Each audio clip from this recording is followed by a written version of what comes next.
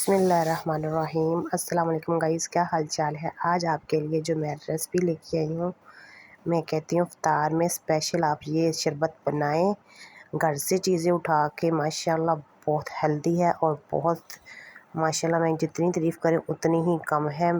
सबके दिल जीत लोगे जब इस तरीके से आप बनाएंगे। तो ये देख सकते हैं फाइनल लुक इसकी, माशाल्लाह बहुत ही प्यारा है ये। बस कुछ चीज़ों से हम ये शरबत बनाएंगे घर से, ठीक है। कोई बाज़ार से लेके आने की ज़रूरत नहीं है। तो चलो बिना टाइम ज़ाया किए स्टार्ट करते हैं। बिस्मिल्लाहिर्रहमानिर्रहीम।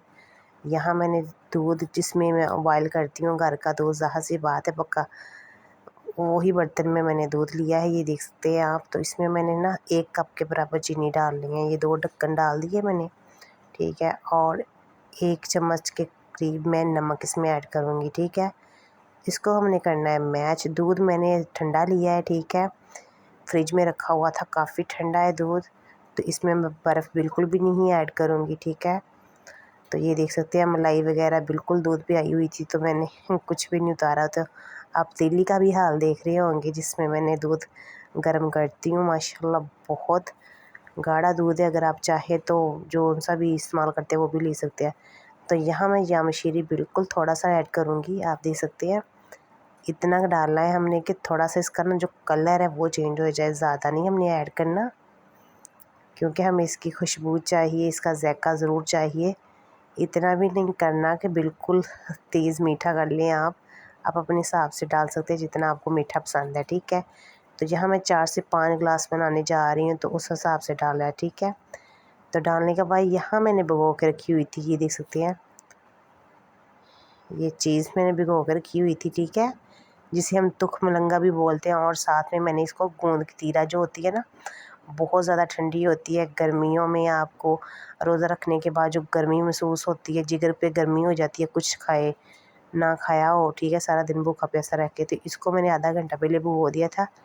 ये मैंने इसको ऐड कर देना है दोनों चीज़ों को, ठीक है। गोंद कतीरा है और इसमें तुख मलंगा। हम अक्सर बाज़ार से पानी शरबत वगैरह पीते हैं ना, तो वो इसमें मैंने ऐड किया, ठीक है। आप बाज़ार से लेके आ सकते हैं अगर आपके घर में होगी, ये तो हर घर में मौजूद होती है ये चीज़ें। इसमें हम कोई भी बाज़ार से मैं नहीं ले मंगवाती। जब भी ये शरबत बनाना हो तो फ़ौरी माशाल्लाह मैं बना लेती हूँ। तो अब टाइम कम था, मैं इनका आपके साथ रेसिपी शेयर कर लेती हूँ।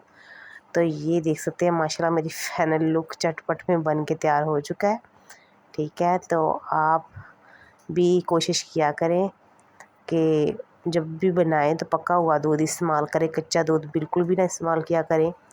दूध पकने के बाद जो ज़ाहिर सी बात है ना, गर्म करते हैं तो उसमें कोई भी जरासीम वगैरह हो ना तो वो ख़त्म हो जाता है। तो जब कच्चे दूध की आप रेसिपी बनाते हैं तो बहुत गलत काम करते हैं, वो आपके लिए भी नुकसान और आपकी सेहत के लिए भी नुकसानदेह होता है।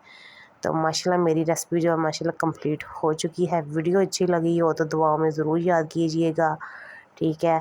लाइक शेयर अपने प्यारों से ज़रूर कीजिएगा, ठीक है।